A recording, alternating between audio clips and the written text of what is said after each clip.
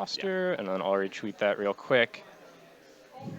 We can get Lucy to retweet that once the round is like officially underway and whatnot. All right, perfect. Team preview. Welcome to team preview. We have, yes, we did guess the sides right. All right, Markell is on Togekiss, Dragapult, Arcanine, Rotom Mow, Rhyperior, Bronzong.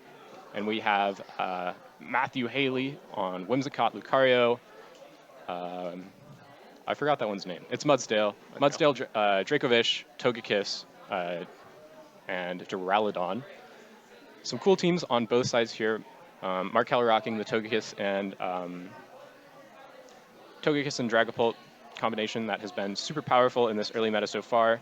And Matthew looking at a team very likely inspired by the Wolfie Glick beat up Whimsicott justified Lucario team. So we'll see how these two teams shake out. What are your first impressions, Sean? First impressions here, we can see that we do have a Trick Room option coming out from Markell with this, with the Bronzong. Kind of interesting thing is, it seems like Matthew's option against most Trick Rooms is that he probably wants to do something with Duraludon, which isn't going to work as well against a Bronzong just due to typings, versus something more traditional like Hatterene leads. I agree, I could see that being a real problem for Matthew as we start this match off. All right. Loading in. Who's got the better card, do you think? I am liking Markell's lunge Markell's run there. forward is pretty nice. That's pretty good looking. Mudsdale Dracovish will be the lead for Matthew into Togekiss Bronzong, the Rank Master for Markell Thornton. So we can see Markell coming out right away with that Trick Room option, but also potentially just being able to take over a game with Togekiss here. Can definitely be threatened by Dracovish with some options. So we'll have to see how Matthew responds to this. What's really interesting to me here is the Trick Room lead for Markell here is really being challenged by Mudsdale and Dracovish. Even if Rhyperior gets in under Trick Room, both of these Pokemon aren't like really upset to see a Rhyperior, right? Yeah, absolutely. Dracovish also is definitely in a position where even if Trick Room gets set up, it can still one-shot most Rhyperiors. Yeah. So he definitely doesn't have to be as scared as we potentially could have seen. All right. And there's a turn 1 Dynamax coming out right here. And we see that Markell immediately Dynamaxing the Togekiss, trying to get that extra bulk, and also potentially be in a scenario to activate a weakness policy or some other options.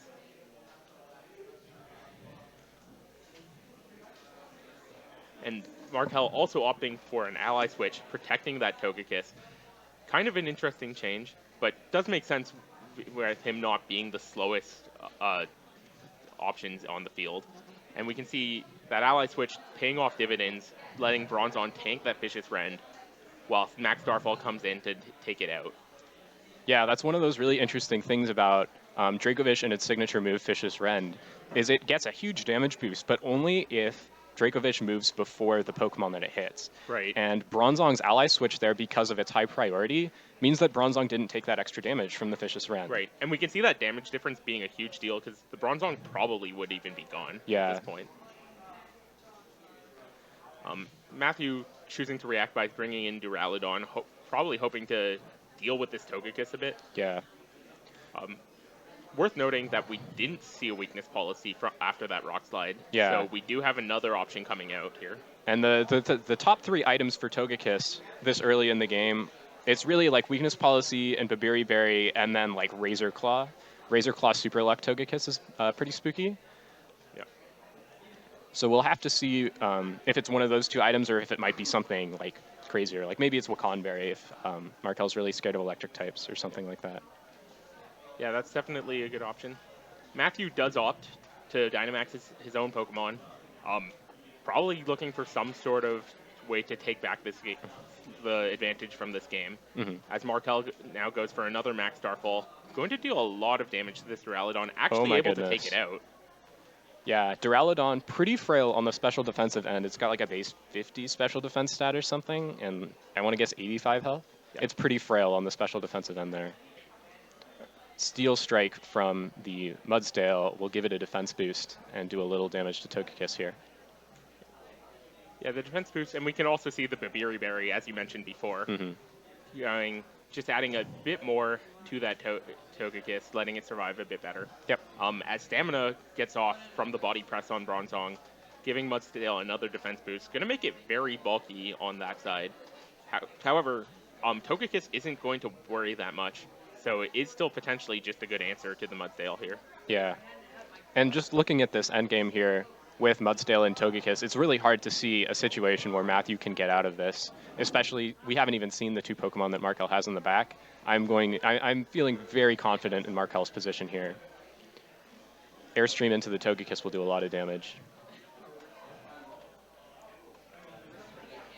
Also, an interesting note there is that the Togekiss from Matthew did go first, which might end up being relevant in future games.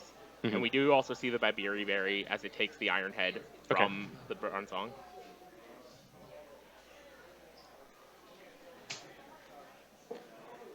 Max Rock Ball barely missing out on the KO on this Togekiss. Is going to set Sandstorm. I think Togekiss has enough health to live the Sandstorm But I believe so as well. But next turn, after losing the Dynamax, it's definitely going to be the last turn for this Pokemon. All right. But still not a very good position for Matthew. He has managed to take down the Togekiss. It's going to be knocked out after this turn from Sandstorm Recoil at the very least, but yeah, for sure. It might be too little too late here.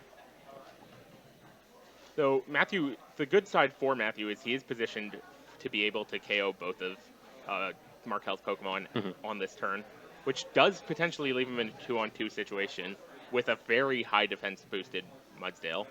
That's true. That definitely gives him an option to get out of this game. Yeah. That might not have appeared a few turns ago. Especially if Markell has like a bunch of physical attackers in the back, he might have a hard time breaking through this Mudsdale at the end here. That looks like a Dazzling Gleam to knock out Matthew's Togekiss and a little chip damage on the Mudsdale there. Bronzong going for the Iron Head, but we can see these defense boosts already doing so much work, that Iron Head doing almost nothing. Yeah. And a Max Quake from Matthew, probably hoping for the Heat Proof just as his best option. Yeah, because looking at Togekiss here, because Togekiss is going to be knocked out, there's no reason to hit it. And given that we're so close to the end of the game here and Matthew is probably a little hopeless, he might have just wanted to know for next game if it was Heat Proof or or Levitate. Bronzong, if nothing else, it gives them good information. That's true. And on the small chance that it is a Heat-Proof Bronzong, it's the kind of play that can win a game. Absolutely. And that's one of those really important things looking forward to Game 2 in these best-of-3 sets that we play at Premier Challenges. That's a little different from online. Because we're playing best-of-3 sets, you want to know as much as possible about your opponent's team coming out of Game 1 so that you can adapt yourself to play better against it. However, Markell does have Rotom in the back, and a Leaf Storm is going to do a large chunk of damage to this Mudsdale, not quite KOing it, but have to think Matthew's now planning out his next game with 3 Pokemon left on Markell's side. Yeah. Body Press from Mudsdale. That's a pretty spooky move with all of those defense boosts wrapped up. Yeah, Body Press is going to do a ton, probably actually enough to KO any Pokemon on Markell's side. Yeah, but he's going to need to dodge a lot of Leaf Storms here if he wants to win this game. A low chance for him. We'll see. There's always a chance. Rhyperior coming out is a bit interesting. Not sure how well it can take a Body Press after the 4 or 5 defense boosts that this Mudsdale has. Will-O-Wisp from the Rotom. But Will-O-Wisp coming out is a great option for reducing that damage, and also just being a pretty safe way to do the last bit of chip for this Mudsdale. Earthquake might not even knock it out, but I think the burn chip will definitely. Earthquake actually is enough. Just enough there to finish the game. So Markell taking a pretty good game 1. Yep. And it's sort of what we expected. Markell actually won a Premier Challenge last night about an hour south of here in Kent, Washington. Update the score really quick. And so he's got some practice on this team. I believe he used the same team at the Premier Challenge yesterday. And so he definitely knows his way around a team like this that has been sort of like popular because of Wolfie Glick's influence on definitely. Yeah, it's definitely building. a very popular team that you can see, especially among newer players who just are getting in. Yeah, It's really easy to find videos from Wolf, and these are great teams to start with. yeah, They have a lot of options, and they help you learn the format. So there's nothing wrong with taking teams like that and absolutely working with agree. them. And it's a very high-powered team, right? Dracovic can tear through teams. Duraludon can tear through teams in this beat up and justified Yeah, combination. there's definitely a lot of Pokemon on this team that just given maybe one turn to set up Yeah. can all of a sudden take over a game. So the onus is really on Matthew here to adapt to how Markell played that last game, and see if he can find another way around this Togekiss. It cost him too many resources in the last game, and he needs to find a more efficient answer for this one. So I mean, the kind of elephant in the room answer is Lucario definitely has the options to just uh, take out Togekiss immediately, Yeah. and we do see him opting for this. So that might just be a great way for him to break through and put the game into a better situation for him at the start. I absolutely agree. This Whimsicott Lucario lead is super threatening. For folks that don't know, Whimsicott, with its move Beat Up and Lucario's Justified ability, you hit the Lucario 4 times, it gets +4 attack stat, triples its attack stat, and it just starts doing huge damage. And we can see Matthew probably going a bit all in on this. Dynamax Yep. into Lucario, which definitely makes sense. Moves his Steel move to 100% accurate because Lucario doesn't have access to Iron Head in this game, and also just lets him build up even more stats. Yeah. Those defense boosts, or rather the health boost, doubling his health might be very important for taking a move from this Dragapult in maybe the next turn. Which Markell is actually opting to set up his own. And unfortunately, one of the flaws of this strategy, Beat Up Whimsicott can be redirected by Follow Me Togekiss, and because of that, it won't hit the Lucario and it won't get the attack boosts from Justified. And so this is going to be a relatively weak Max Steel Strike coming out of Lucario. But it does still put him in a relatively decent position. He is getting a defense boost, and he does have this Togekiss now in KO range. Yeah. I think this is still a good position because he's got that defense boost, and we saw its physical Dragapult from the Dragon Dance. So he's not going to take that much damage from Dragapult, and Togekiss needs to commit to another Follow Me to redirect the beat up, which could give Whimsicott an opportunity to use a move like Tailwind, and suddenly the speed advantage is in favor of Matthew, even though Markell used that Dragon Dance, right? Right. And that definitely allows Matthew a bit of breathing room, and to set up this Lucario into just a big threat that could mow through Markell's team if he's not careful. Yeah.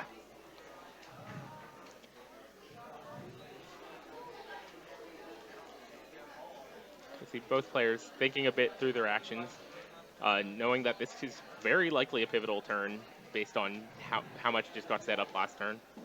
And we see Markell now opting for a Dynamax of his own, probably with the Dragapult. Yep.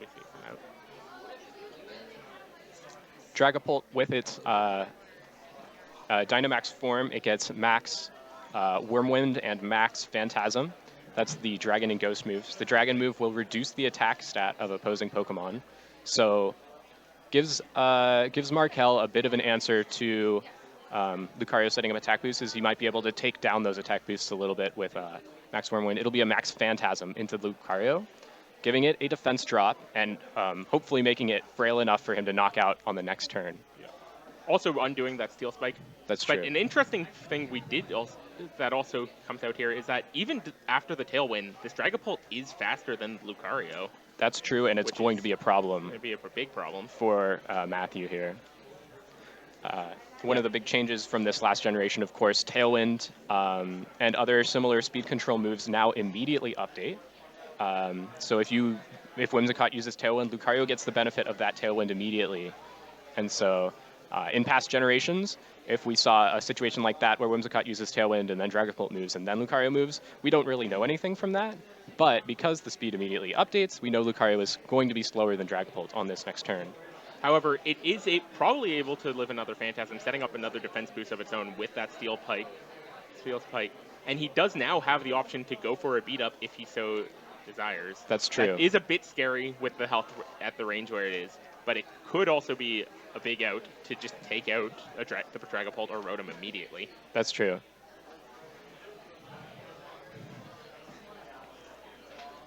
And Matthew does opt for the beat up, believing in his ability to take another Phantasm and going all in on this Lucario. Now going to be at +4 attack, +1 defense. We'll have to see if Lucario is able to take another Phantasm, because that's going to be the big question for this game. The beat up, of course, doesn't do very much damage to the Lucario, but Pokemon does use a system of damage rolls, so not every move will do the exact same damage every time. There's a little variance in how much damage a move will do. And so this Max Phantasm, if it does just a hair more damage than it did last time, it might take this knockout on Lucario. And it does. Oh, that's unfortunate for Matthew. Yep. That's going to cost him his whole turn there and get a big tempo swing in Markell's favor. Yep. So now both of these players spent their early turns setting up Pokemon. Matthew spent his turns setting up Lucario. Markell set his early turns setting up this Dragapult. And now Matthew is without his Lucario. Markell still has Dragapult on full health with all of its stat boosts. And Once again, Markell Markell help support it with, for example, burning that Whimsicott. Probably a safe Will-O-Wisp into the Lucario slot, just maybe hedging on a switch or something like that. Or even covering the option for it living. Yeah. Duraludon here is in a pretty reasonable spot. It's got a very high physical defense stat, unlike its very low special defense stat. So it could possibly take like a Max Wormwind from this Dragapult and fire back for big damage. I don't think it would be able to take a knockout because of Dynamax, but it might, partnered with a Moonblast coming from true. This Whimsicott, dealing almost half of the health. Yeah, that's and a lot of Phantasm damage. comes out, finally taking out this Whimsicott, getting rid of the second of Matthew's leads. Yep. Lowering the defense on the Duraludon, which might come in handy for his future. That's true. We see Dragon Pulse is able to take out the Dragapult, partnered with that Moonblast, defeating Markell's own setup Pokemon, putting them in a lot closer to even ground. Yeah. Life Orb on Duraludon is pretty scary. That means it can change up its moves as it chooses. Also is going to be doing a lot of damage, as we saw with that Dragon Pulse. Does mean that it is a bit more frail for things like that Volt Switch, and is a bit more likely to be able to be chipped down by this Rotom, and maybe even this Rhyperior after that defense drop. Absolutely. It makes you wonder how much damage this Duraludon will do with like a Flash Cannon onto Rhyperior, though. Usually Rhyperior is very bulky with Dynamax, with Sand set up from its own Max Rockfall, but it's a little frailer in this situation. It still has its ability Solid Rock to reduce incoming super effective damage, but we have it's Solid not. Rock, but there's definitely a lot of factors gone. Yeah. Which Rhyperior usually relies on. And Togekiss is also here, which, while not hitting super effectively, a Dazzling Gleam is going to be a nice extra bit of chip. Yep. And Togekiss, like, if it's faster than Rotom here, because of the Tailwind, Matthew might just go for Air Slash Flinches on this Rotom to stop it from moving or something like that. Yeah, that's a very reasonable play. But also, getting rid of Rhyperior seems like a very good win condition, and is something that he might be able to do in this scenario.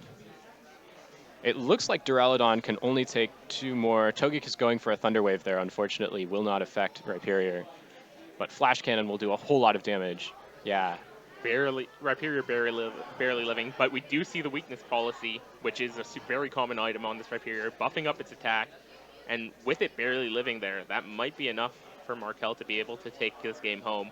Volt Switch going to add a bit more chip to this Duraludon, and we see Rock Slide coming out, actually able to take out both with that weakness policy. Markell taking a commanding 2-0 win over Matthew.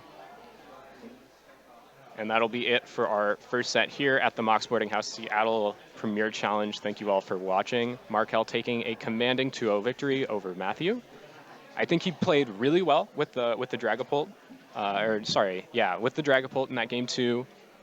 His Togekiss in game 1 went completely unchallenged. Really demonstrating he knew his stuff. Markell also definitely took great advantage of how Dynamax works in this game to help you basically power up one specific threat and make that threat able to deal with a lot of stuff. The Dragapult in this previous game was able to take out 2 different Pokemon by itself. The Togekiss in the last game was able to take out basically 2 as well. Yeah. Just being a huge answer and taking command of that new mechanic in the game. Yeah.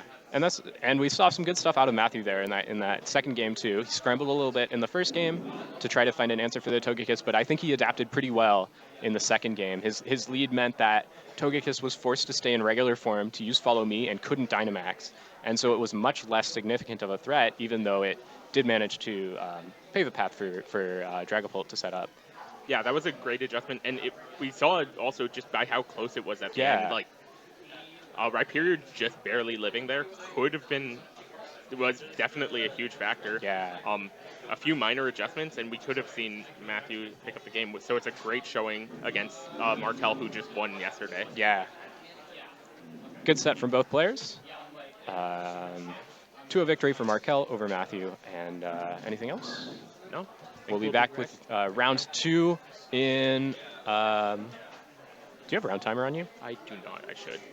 I'm gonna guess probably 20 to 25 minutes. We'll see how long it takes folks to finish up their rounds. I don't know if anybody will be going to time. We don't actually have time anymore, do we? There's round time. Oh, there is round time? Okay. We'll be back in a hot minute.